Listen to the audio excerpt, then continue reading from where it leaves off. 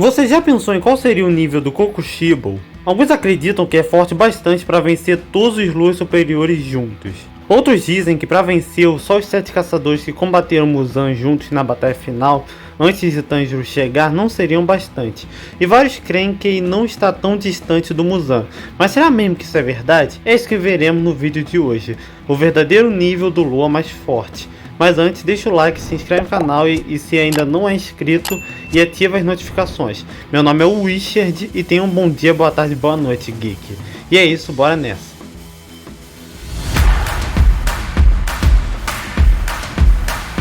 Kokushibo vs Akaza. Bom, para começar, nada melhor do que falarmos da sua primeira aparição cortando a mão do Lua Superior 3, não é? Bom, muitos usam essa cena como uma forma de tentar destacar a superioridade extrema do Kokushibo diante do Akaza. Eu não vou mentir, Kokushibo realmente é muito mais forte que o Akaza. Porém, essa cena só aconteceu porque a Akaza estava de guarda baixa e sem bússola ativa. E assim, talvez não tenha ficado óbvio, mas a bússola aumenta em muito o nível da Akaza em combate, visto que sem ela ele foi superado por Tanjiro, Marcado e Rengoku. Todavia, quando a ativou, ele mostrou superioridade clara frente aos dois, e é por esse motivo que não dá para usar essa cena isolada como forma de dizer que é uma diferença extrema ao ponto do Kokushibo da Speed Blitz no Akaza, como muitos acham, pois o Akaza estava desprevenido e sem estar com a bússola ativa. E mais do que esse motivo, temos também um fato simples. Akaza é mais forte que Sanemi, e sabemos disso porque Gil é equivalente ao Shinazugawa. Nota-se isso em sua luta. Quando Gil e Sanemi se enfrentam, literalmente rola um empate entre eles. Mas foi porque Sanemi se segurou. Não, Sanemi não se segurou, e se confirma isso por conta da raiva que o Pilar do Vento nutria pelo Hashira da Água. Praticamente depois da interpretação errada que teve do Tomioka, sua intenção já clara na reunião dos pilares era sentar a porrada no Gil. Por isso não faz o menor sentido pensar que ele se segurou, até porque se fosse assim, poderíamos dizer que Gil também se segurou, já que nem suou, além de nem ter usado a Nagi. Sem mencionar que em sua batalha contra Muzan, uma cena em que Kibutsuji os ataca com os redemoinhos, e ambos se esquivam da mesma forma, mostrando uma igualdade em seus reflexos. Ou seja, o desempenho que Sanemi teve em sua luta contra o Kokushibo, Gil também teria, e Akaza, por ser mais rápido e mais forte, teria melhor. Kokushibo vs Tokito. Agora, indo para sua luta contra os Hashiras, ele teve excelentes feitos. Logo em sua primeira luta, que foi contra o Tokito, Kokushibo o humilhou. Apesar de Tokito usar a marca e a sétima forma, ele nem forçou o Lua 1 a sacar sua espada.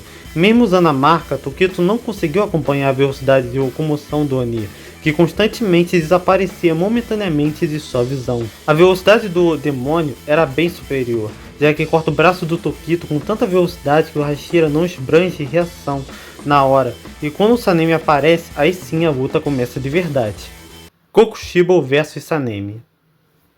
Sanemi já começa a luta mirando na perna do Lua, e usando na sequência a primeira forma, o que força o Superior 1 a usar sua espada. Agora com a espada em mãos, Kokushibo começa a levar a luta mais a sério, usando contra o Sanemi duas formas de sua respiração. O resultado disso é que Sanemi acaba sendo ferido fatalmente por não ter velocidade para se defender do seu oponente. E mesmo com seu sangue inebriando o demônio e ainda usando ataques surpresas, não foi suficiente para superar a defesa do Kokushibo, que só não o eliminou por interferência externa. Kokushibo vs Gyomei. Agora a luta dos mais fortes de suas respectivas organizações naquela hora. Kokushibo, o Lua mais forte, contra Gyomei, que nesse momento era o caçador mais forte. Vamos ver como foi essa luta. Diferente do que foi com Sanemi, Gyomei saiu melhor no combate, atacando com tanta velocidade que nem dava tempo para o Lua superior usar suas técnicas. Ademais, Gyomei também conseguiu acertar superficialmente Kokushibo, arrancando parte de seu cabelo e kimono. Todavia, a superioridade do Kizuki foi mostrada na cena em que ele, ao usar a estratégia do Gyomei de cortar sua espada contra o próprio Hashira, que o jogo acabou virando, o permitindo fazer um corte no rosto do caçador. Gyomei, percebendo que morreria, ativou a marca e assim conseguiu evitar ataques fatais do Kokushibo já irritado, mas quando estava sendo encurralado, Sanemi aparece. Gyomei e Sanemi vs Kokushibo. Agora vamos para a dupla de dois dos três Hashiras mais fortes contra o Oni. Quando Sanemi chega ao combate, a luta finalmente se nivela e até pende um pouco para o lado dos pilares. pois Kokushibo base não consegue evitar os ataques 100% coordenados dos caçadores, o que o fez perder sua orelha, ter mais seu cabelo arrancado e por fim seu kimono completamente rasgado. Atenção para essa cena. Muitos interpretam isso como Kokushibo indo rapidamente para trás dos caçadores, o ataque que o Kokushibo lança sobre os pilares como tão rápido que eles nem reagiram. Mas isso são interpretações erradas, porque como dá pra ver, Gyomei e Sanemi pularam para trás do Kokushibo. Ou seja, não foi o Kokushibo que foi para trás deles rapidamente, e sim que os dois caçadores pularam para trás de suas costas. Já quanto ao ataque que feriu a dupla, como o capítulo posterior mostra, ambos viram o ataque, e Gyomei reagiu defensivamente a ele. Tanto que, como Sanemi disse, se Gyomei não o protegesse, o ataque do demônio não arrancaria somente seus dedos, mas também seus braços. Todavia, precisamos lembrar que isso foi um ataque surpresa, e como mostrado na luta contra o Gyutaro, ataques inesperados são difíceis de serem evitados, e por isso eles foram acertados. Isso quer dizer que Gyomei e Sanemi só foram acertados porque foram pegos desprevenidos, visto que Gyomei fica em dúvida sobre como Koku os acertou de tão longe. Resumindo, essa cena não mostra a superioridade absurda do Kokushibo, apenas que ele não estava indo a sério. Mas se Gyomei reagiu a seu ataque mesmo sendo pego de surpresa, e Sanemi teve uma pequena reação, então realmente Koku não é tão mais forte assim que eles. Continuando, depois desse ocorrido, Sanemi nos dá duas informações importantes, que são: quanto mais dano eu recebo, mais lento eu fico, e meu sangue, que deveria funcionar até nas luas superiores, mal está tendo efeito. Isso significa que devido aos ferimentos, Sanemi foi ficando mais lento no combate, que seu sangue não estava mais atordoando o Lua Superior 1. Mas Koku disse que estava ficando mais rápido e preciso. Isso foi no capítulo passado a esse. Agora, nesse momento da luta, a informação que temos é outra. E bom, continuemos com a narração. Kokushibo utiliza suas 7ª, 8ª, 9ª e 10ª forma contra a dupla. Enquanto Gyomei se esquiva perfeitamente, Sanemi é cortado 2 vezes. E só não morre porque Tokito salvou.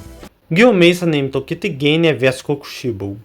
É importante destacar que antes do Tokito ir à luta, ele disse que não é útil com todos os seus ferimentos, e que morrerá por conta da perda de sangue, o que nos dá a entender que ele, assim como Sanemi, não estava em 100% de suas capacidades quando os três começaram a lutar juntos contra o Kokushibo no capítulo 172.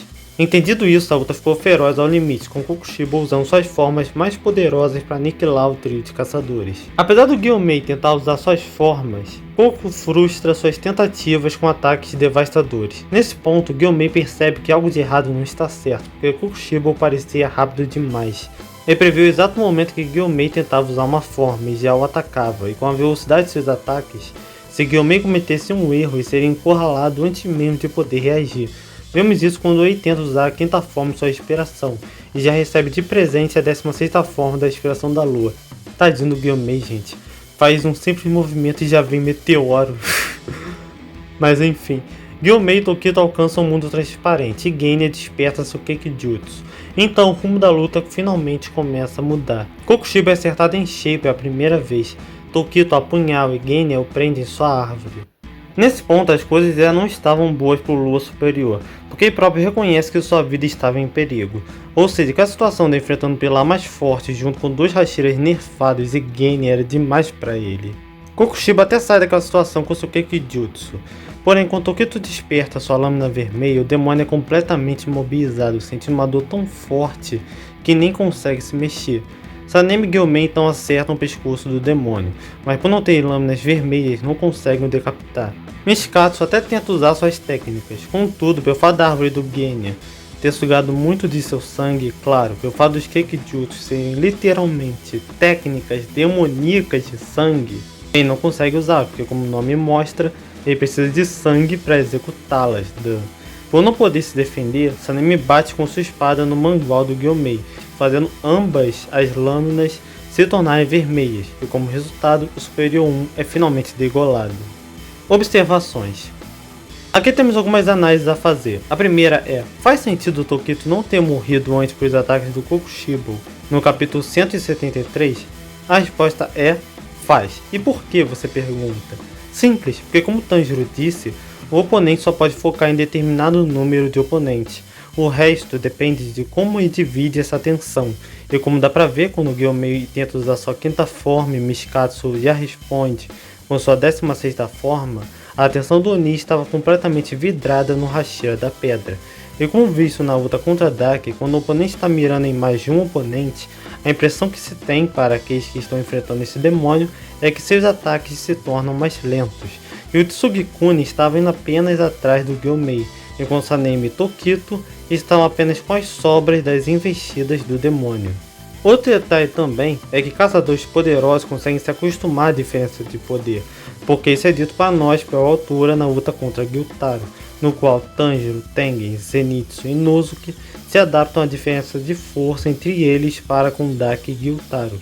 Resumindo tudo, Tokito só não morreu com a 16ª e a 14ª forma do Kokushibo, porque esses ataques estavam bem mais centrados no Gyomei e Sanemi do que nele, e como eles estavam em trio, a impressão que cada um tinha era que os ataques do Lua Superior 1 estavam mais lentos que antes, pelo fato de estar tentando matar os três ao invés de um só, além do trio ter se acostumado à diferença de poder.